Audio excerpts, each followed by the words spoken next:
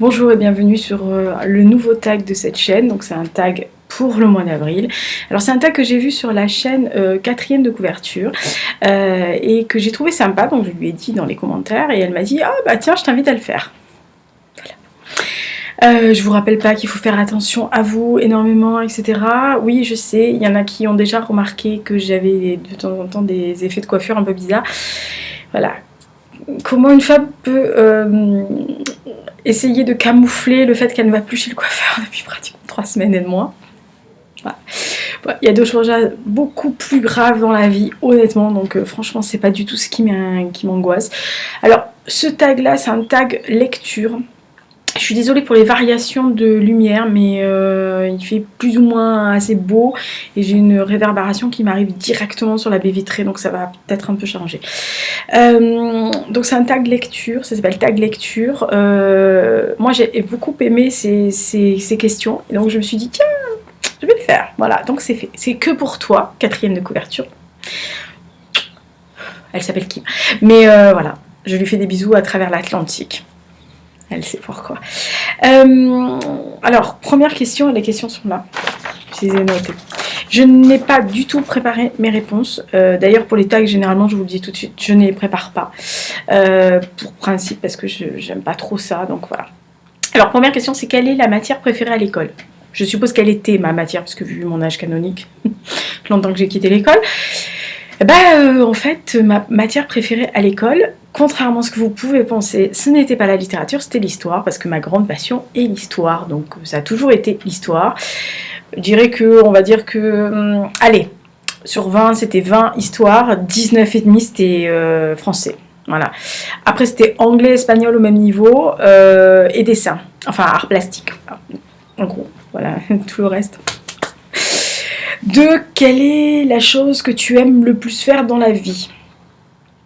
Alors aussi là, je pense que vous allez vous dire mais elle est folle, elle est auteure, elle est actrice, elle va nous sortir autre chose. Ah oui. La chose que j'aime le plus faire vraiment dans la vie, qui me fait le plus plaisir quand je le fais, c'est de faire des photos. Mais vraiment, c'est-à-dire, c'est un truc, c'est une espèce de ma bulle, quoi. J'adore ça. Et je suis désolée, mais General Lux c'était dans mon cou il n'y a pas longtemps, et du coup j'ai des poils de chat partout. Oui, j'ai des chats sur la t-shirt. Voilà. Ouais, c'est faire des photos. J'aime écrire forcément énormément, j'aime lire. Ça prend en ce moment pratiquement 90% de mon temps de travail en tant qu'artiste, mais faire des photos, quoi. Je pense que ça reste mon grand premier amour et mon hobby préféré. Donc voilà, donc faire des photos, c'est ce que je pense que j'aurais aimé faire le plus dans la vie, j'aurais aimé être ça. J'aurais été être photographe de guerre, photographe de mode, ce que vous voulez, mais être photographe. 3. Quel est ton livre ou saga préféré? Alors saga, j'en ai pas vraiment. Enfin, en tous les cas, pas véritablement qu'il soit préféré. Mon livre préféré, c'est hyper difficile, parce que j'en ai 4-5 qui me viennent à l'esprit tout de suite. Et je vais pas être très originale, mais je vais dire Le Grand Maul d'Alain Fournier, parce que voilà. 4. Quelle est ta série préférée? Oh putain. Pardon. De tous les temps, celle que j'ai regardée depuis que je suis petite, même si, par exemple, quand j'étais petite, j'aimais beaucoup... comment il s'appelait? Avec Steve McQueen. C'est un truc vieux. Oui, je sais, vous savez même pas de quoi je parle. Non, je crois que ma préférée de toutes, même si elle a baissé au fil des saisons et qu'il y a eu des saisons à la fin aléatoires et des films tirés de la série un peu aléatoires, je crois que c'est X-Files. Parce que en fait c'était tellement original quand c'est arrivé moi j'ai plongé dedans et j'ai beaucoup aimé. Un peu Twin Peaks, mais à moindre échelle, c'est beaucoup plus barré. Mais non, X-Files, je crois. Je sais pas si ça aurait pas été en concurrence avec Urgence, vous voyez. Après, j'aimais bien Urgence pour la diversité des thèmes. J'aime pas les séries médicales en général. Moi, Grey's Anatomy, ça me fait dormir, ça me fait bâiller. J'aime pas ça parce que c'est souvent très gnangnan, il y a toujours des histoires un peu concon. Alors, il y avait des histoires un peu concon dans Urgence, mais c'était plus... voilà. plus réaliste, on va dire. Mais X-Files. 5. Qu'est-ce qui t'a donné envie de te lancer sur Booktube et Instagram? Et Bookstagram, pardon. En fait, j'ai préparé une vidéo que vous verrez, je sais pas quand, parce que je l'ai faite avant-hier. Je l'ai tournée avant-hier. Non, avant-hier. Oui, avant-hier. J'avais vu passer sur plusieurs chaînes, justement, et notamment celle que j'aime bien, les mots de l'imaginaire. J'avais vu passer son rapport par rapport à Booktube et Bookstagram, mais c'est des filles qui sont sur Booktube depuis très très longtemps. Moi je suis sur Booktube depuis longtemps, mais j'en faisais pas. C'est-à-dire que depuis l'année dernière, depuis avril dernier, je fais des vidéos. Mais honnêtement, je regardais beaucoup de vidéos sur les livres, mais je n'y allais pas. Instagram c'était pareil. Instagram c'était mon Instagram perso qui me servait principalement aux photos, qui me sert toujours principalement aux photos, à ma promotion entre guillemets, ce qui me semble logique, etc. Mais je suis pas une bookstagrammeuse dans le sens où je ne dédie pas ma chaîne que mettre des bouquins tous les jours, même si j'en mets quand même pas mal, mais en tous les cas non. J'essaye de faire des choses qui me plaisent et j'aime pas me cantonner à une seule chose. Mais du moment où j'ai commencé les vidéos et que j'ai commencé à être un peu plus présente côté Bookstagram avec mes bouquins et que j'ai fait un espèce d'engrenage avec mes vidéos et que je recevais des petits SP et que je voulais présenter des livres que je ne trouvais pas sur Booktube, j'ai commencé à réfléchir, à me dire que quand j'ai lancé la chaîne, c'est surtout parce que je ne trouvais pas le genre de lecture que j'avais moi. Alors que je regardais beaucoup de vidéos, et c'est souvent du young adulte, de la jeunesse. Quand il y avait de la littérature blanche, ça m'énerve ce terme, mais je sais que c'est chez Gallimard, donc... Mais de la littérature, on va dire, basique, contemporaine, j'en voyais, mais pas forcément ce que je lisais. Je voyais très très peu de chaînes d'histoire, en tous les cas avec les livres que je lisais moi. Et je me suis dit, tiens, je vais essayer de faire une chaîne à mon petit niveau pour voir pour proposer ce que moi je lis et pour voir s'il y a d'autres personnes qui lisent ce genre de choses ou qui ne se contentent que des thrillers young adultes et jeunesse. Voilà, et donc je me suis lancée là-dedans.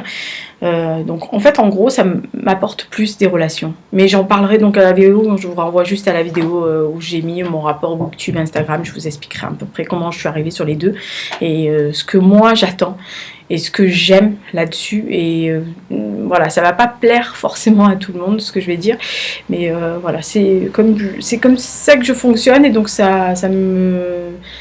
Voilà, c'est juste moi, donc si vous aimez ce que je fais, c'est bien, mais si vous m'aimez pas, c'est pas grave. Enfin, je vais pas vous faire du... comme j'en ai vu une à l'étranger qui faisait une espèce de chantage à ses lecteurs, enfin à ses abonnés en disant oui, la semaine dernière il y avait presque 30 000 vues de moi, je comprends pas, vous m'aimez plus, je me demande si je vais pas arrêter, enfin le truc, bref. 6. Quels sont ton acteur et ton actrice préférée? Alors, j'aurais dû... Alors, préféré, dans l'absolu, j'aime River Phoenix, mais depuis toujours, enfin depuis que je l'ai vu la première fois, ça doit être en 1984, donc j'avais 14 ans, parce qu'on a le même âge, enfin on avait le même âge. Mais bon, voilà, compte tenu des circonstances, vu sur la durée, je vais dire que c'est mon acteur préféré de tous les temps, mais actuellement, les acteurs que j'aime bien, il y a des gens comme Ben Whishaw, par exemple. J'aime bien ce genre d'acteurs. En fait, j'aime bien les acteurs britanniques, irlandais britanniques. Je suis moins américain. Je suis aussi acteur allemand aussi. J'en vois pas mal vraiment qui sont très très bons. Donc en fait, ouais, c'est un peu dans ce style-là, des gens qui me bouleversent en fait. Donc je peux pas dire que j'ai des acteurs et des actrices vraiment préférés absolus où je ne loupe aucun film, même si par exemple pour Ben Whishaw, je loupe pas de ses films. Mais par exemple, j'adore Jude Law. Il y en a qui l'ont vu. Voilà, je tourne. Parce qu'en plus, il y a le General Hux qui se déploie. Il fait ce qu'il veut. Donc, vous voyez, il y a un truc que j'ai fait avec Jude Law dessus. Donc, j'aime bien Jude Law. Mais j'ai vu tous ces films, mais je me rue pas au cinéma que pour lui. Je vais me ruer pour un réalisateur. Ça, c'est indéniable. Pour un acteur et une actrice, moi. Parmi les actrices, j'aime beaucoup Gena Rowland dans les vieux. Dans les nouvelles, je dois avouer qu'il y a des actrices que j'aime beaucoup, mais je peux pas dire qu'il y en ait une seule qui soit vraiment ma préférée absolue. J'aime beaucoup Charlize Theron, mais parce que je la trouve une très bonne actrice, mais je la trouve sublime. J'aime bien Jessica Chastain aussi, parce que pareil, c'est le genre de fille que je trouve belle. Sur un garçon, je sauterais dessus. Mais j'aime beaucoup Christina Ricci, par exemple. Voilà. Je serais un garçon aussi. J'ai des goûts très éclectiques si j'étais un garçon. Je serais très chiante. Enfin, je serais très chiant comme si j'étais un garçon. Donc voilà, j'ai pas de fille particulière. Il y a des actrices comme ça qui me plaisent beaucoup et dont j'aime voir les films. Et dont je suis la carrière et tout, mais je vais pas me ruer, comme je dis, au cinéma que pour un acteur ou une actrice. Donc c'est très très rare, c'est vraiment exceptionnel, hein, je fais ça, c'est vraiment pour un réalisateur. Si vous me posez la question pour les réalisateurs, on est là 8 jours. Hein. Enfin, en gros, Oliver Stone, Ken Loach, David Fincher, Kenneth Branagh, qui a d'autres, Terry Gilliam, voilà, ce genre de réalisateur-là. Tim Burton, voilà. Vous voyez, là je me rue complètement et je suis limite midinette et complètement débile. C'est l'avant-dernier. D'ailleurs, du coup, je l'ai mis tellement près que je n'y vois plus rien. Super. Quel personnage de série détestes-tu? Justement, les personnages gnangnang dans les séries. Je peux comprendre un salaud absolu. J'aimais bien Dexter. Je peux comprendre les séries un peu à l'eau de rose, etc., même si je les regarde pas, mais voilà. Alors, un personnage gnangnan, stéréotypé, qui va être trop droit dans ses bottes, mais qui va être à l'outrance quelquefois. J'ai pas de nom en tête, mais il y a des séries où il y a des personnages où franchement... je sais pas. La dernière fois, on a parlé de Friends pour le fait que ça revenait. Et par exemple, Friends n'était pas du tout une série que je regardais régulièrement. Je regardais certains épisodes comme ça, mais j'étais pas une fan. Et quelqu'un me dit « Ah, mais qui tu détestes dans Friends ?» Je lui dis « Mais en fait, il y a personne trop que je déteste parce que c'était des personnages qui étaient assez équilibrés, même si... Oups, problème de caméra. Voilà, donc... Comme je disais pour Friends, même s'il y avait des situations ou des réactions de personnages qui me semblaient un peu nulles, mais c'était les années 90, donc en gros, je me suis adaptée. Il n'y a pas de personnages vraiment, voilà, à part les personnages gnangnang, un peu stéréotypés, un peu nouillettes, qu'on voit arriver à 20 km. En gros, j'ai pas que je déteste particulièrement, non. Et puis en plus, je regarde que des séries. Si j'adhère à la série, c'est tout de suite. Si j'adhère pas, je regarde pas et je vais pas me torturer des masses. Et 8, dernière question, vous allez être tranquille. Qu'est-ce que Booktube et Bookstagram t'apportent au quotidien? Du boulot. Du boulot. Des monstres de boulot. Alors au quotidien, pas parce que j'ai quand même un travail à côté, hein, je vous rappelle. Mais on va dire que sur ma semaine, la semaine de 7 jours, le nombre de choses que je fais moi par rapport à Booktube, enfin à YouTube et à Instagram et à mon site officiel et à mes podcasts aussi et au fait que j'interviens sur une radio aussi en Dordogne.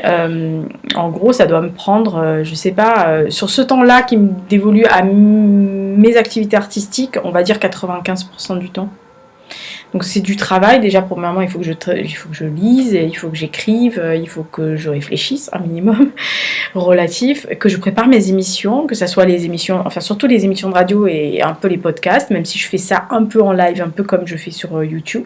Parce que je rappelle quand même que quand je fais mes points lecture, mes book hauls, etc., vous voyez très peu de coupes. Et quand je coupe, c'est vraiment parce que comme une nouillette tout à l'heure, je n'ai pas vu que la batterie était complètement à plat et donc ça a coupé. Voilà, sinon, à part ça, j'ai pas mis le fil. Voilà, nouillette intergalactique. Voilà, à part ça, non.